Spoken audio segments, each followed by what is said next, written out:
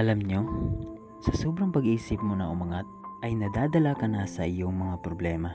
Minsan nga, nakakapagsalita ka na ng hindi maganda sa kapwa mo, sa kapamilya mo, or sa mahal mo.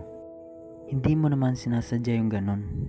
Kaso lang, hindi mo na alam kung anong magiging epekto sa mga lumalabas sa bibig mo. Hindi ka naman masamang tao eh. Ang gusto mo lang naman ay kung paano dumiskarte sa magiging buhay mo. Kung sino mang nanonood ngayon, ay sana suportahan niyo naman ako sa mga video ko. Mag-like at mag-share na kayo. Sige na. Salamat sa panonood.